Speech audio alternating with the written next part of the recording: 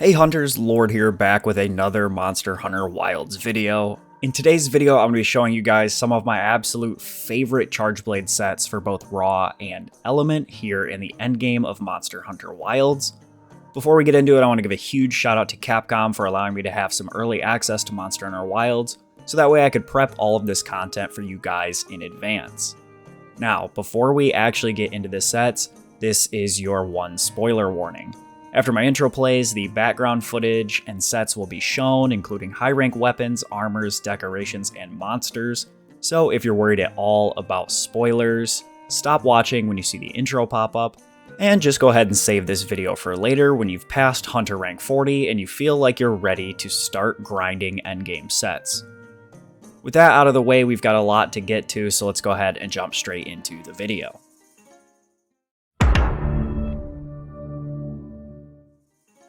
So at the time of recording this video for you guys, which is a little less than 10 days before the full release of Monster Hunter Wilds, I've had the early access for about a week and a half now.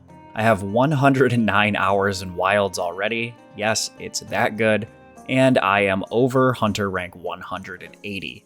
I've had a lot of time to test builds. I've spent nearly 15 hours in the training area just testing different builds. I've made all sorts of weapons, and I've really got a good feel for the set building here in Monster Hunter Wilds.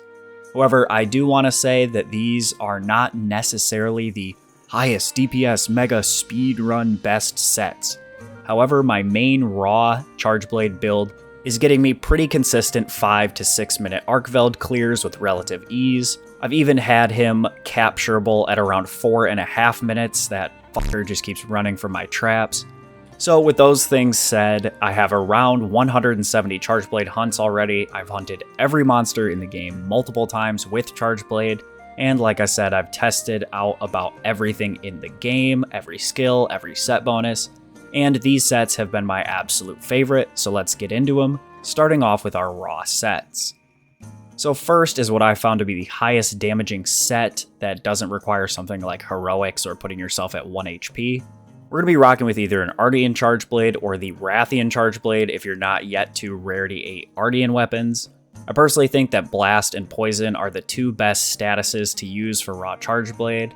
However, Paralysis is also very nice to get a few times during a hunt, so if you wanted to go that route, you definitely can. As far as the armor goes, this is one of the absolute strongest endgame sets for any weapon, let alone Charge Blade, so let's go ahead and discuss it.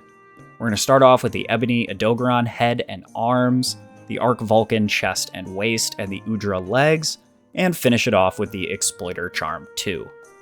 Now for the Ardean Charge Blade, the optimal decorations are first a Magazine Ironwall Jewel. This gives us 1 level to guard, as well as the full 2 levels of load shells. This allows us to charge all 5 files from yellow charge, or overcharge all 5 files when we're at red level. It's practically a must-have at this stage in the game for Charge Blade, as it allows you to deal maximum file damage more often, as well as charge up your shield faster and for a longer duration. Now the second decoration is going to be Artillery 3 for around 28% more file damage on impact files only. I want you to know this does not apply or work with the element file Charge Blades we'll be looking at later, so do note that this is for impact only. We finish off the weapon decorations here with a Razor Sharp / Ironwall Jewel. This gives us a 2nd level of guard, and Razor Sharp gives us a 50% chance to not lose sharpness, so effectively 50% more white sharpness, which is definitely a necessity for Savage Axe in Wilds. Now Offensive Guard is a pretty good skill too, but we spend a lot more time in Axe mode here in Monster Hunter Wilds, so the uptime for Offensive Guard is pretty minimal. It doesn't quite last long enough anyway, so even if you can get it, then get a knockdown and start attacking. Overall, I feel like these skills that I have here just seem to better help our damage output anyway. For the Rathian Charge Blade, we're again going with the Magazine Ironwall Jewel. Then we're going to go with a level 2 and level 1 Artillery Jewel to round out our weapon decorations. Now for the armor decorations, you'll need any level 2 jewel of your choice in the head. I opted for Destroyer just to get easier part breaks, but again, it's totally up to you. You will also need to put a Mighty Jewel and a Chain Jewel in the chest, another Mighty Jewel and a Protection Jewel in the arms, then the Adapt and Shockproof Jewels in the waist, and the final Mighty and Protection jewels will go into the legs. Now do note that if you do not have 2 Chain Decos, but you do have 2 Tenderizer Decos, you can switch those around and then drop in the Burst Charm level 2 to get the same skills with some different decos. Now I want to say that any of the level 1 decorations that you see here can be swapped out if you prefer a different skill. However, let's go ahead and discuss the skills next so that way you can be informed about what each thing does. Now this set gives us armor skills of Weakness Exploit 5, which gives us 30% affinity on all weak spots, and a bonus 20% affinity, so 50% total, when attacking wounded parts. We then have Burst Level 5 for a bonus 18 raw attack after hitting the monster 5 times. Max Might comes in at level 3 for 30% affinity when our stamina is full. Divine Blessing 3 gives us a chance at massive damage reduction when we get hit, and overall it's one of my favorite endgame skills to have, and I put it in pretty much all my sets where I can fit it. Then the Adapt Jewel makes it so we don't need hot or cold drinks, and the Shockproof Jewel is great for multiplayer as it means none of our teammates' attacks will flinch us or knock us around. We also get the 2-piece Adogeron set bonus, which takes us from plus 18 attack to plus 21 attack when Burst is active, and this is actually around a 10% damage increase that is pretty much always active if you're using Savage Axe. We also get Hasten Recovery 1 with 2 pieces of the Arc Vulcan armor, and while this isn't game breaking, every 5 consecutive axe attacks or 7 consecutive sword attacks will see you regain a small amount of health. Now this set bonus doesn't make or break the build overall, and it probably won't save your life, so don't count on it too much, but the armor pieces it comes with are so good we use them anyway, and it's just nice to have in the background to top off your health from time to time. However, with that said, our next set is a comfy set that is totally built around a health regeneration skill. Now the weapons and weapon decorations will remain the same as our first set. However, we'll be rocking the beta head, chest, arms, and waist of the Guardian Arkveld set. Again, we'll see the Udra Greaves slotted in, and we'll finish it off with the Chain Charm too. For our must-have decorations, you will need 2 Chain Jewels, 3 Medicine Jewels, and 1 Flare Jewel. Like we've already talked about before, the other decorations are my personal choice, and you can feel free to change them as you see fit. For armor skills, we keep Burst Level 5. Again, it has nearly infinite uptime as long as you're attacking the monster with Savage Axe. We then have a new skill called Flare 5, which gives us an easier ability to create wounds. This skill plays heavily into the set bonus, which we will be talking about in a little bit. We then also have Recovery up level 3, and we get Weakness Exploit 2 for free, so you get some added crit here and there. Then the other skills, of course, are my choices for the set, or they just come with the armor pieces. Now with 4 pieces of the Guardian Arkveld armor, we get a set bonus called Decimator 2. Now whenever you break a wound, whether you do that with a focus strike or just continually attacking a wound with your weapon, this skill will give you right around 30% of your health back when that wound breaks. Now this is massive because if we pair it with those 3 medicine jewels for recovery up level 3, this becomes slightly less than 50% of our health back whenever we pop a wound. Now this is huge, and overall this is one of the most comfortable sets in the game for any weapon at all.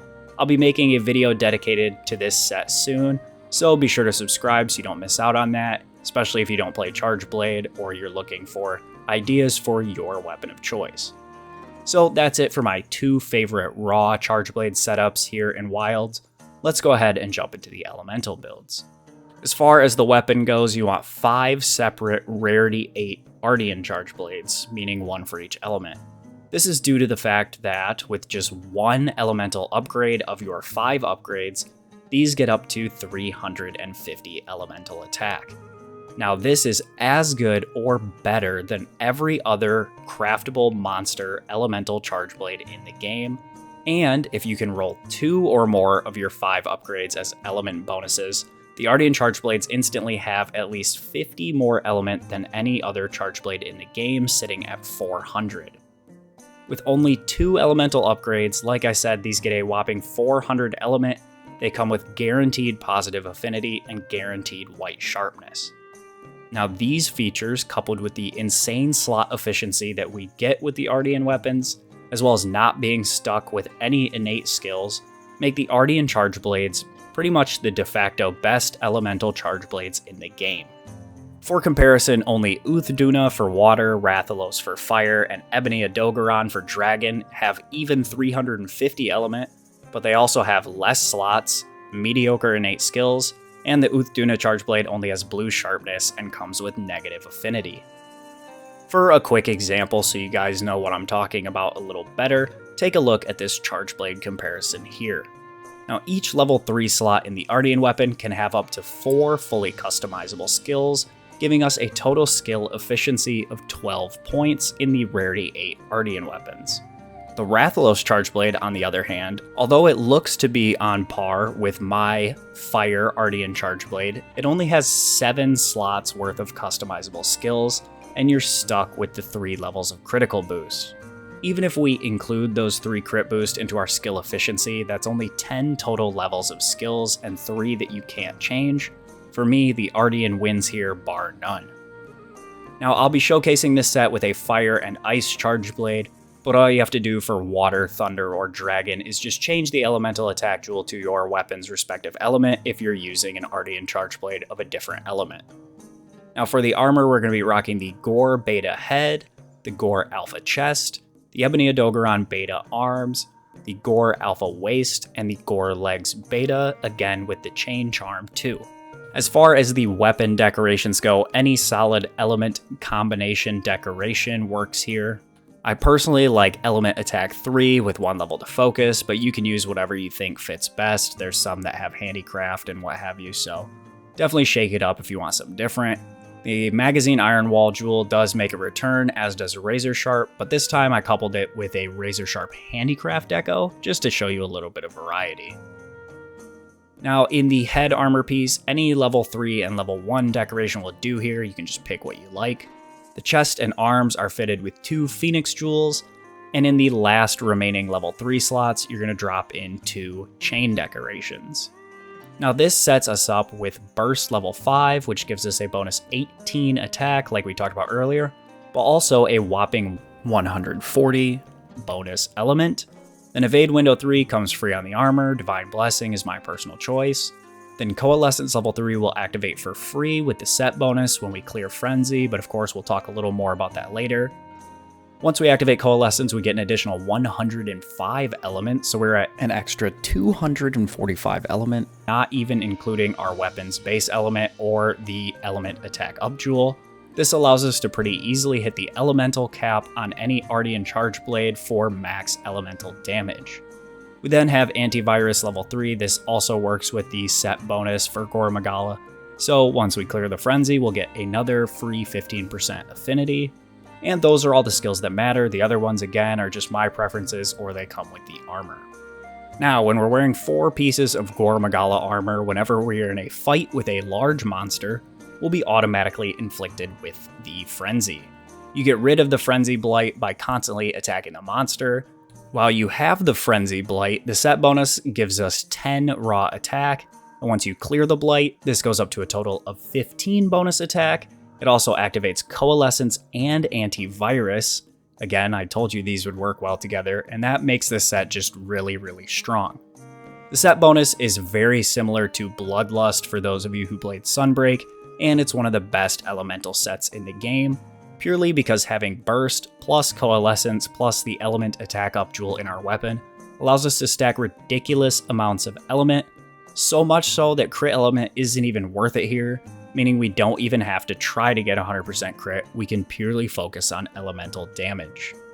Now, if you do need a second elemental build or just an example of how to use the craftable monster charge blades in a set, here's a quick preview of a high crit build using the same setup as our first raw DPS build.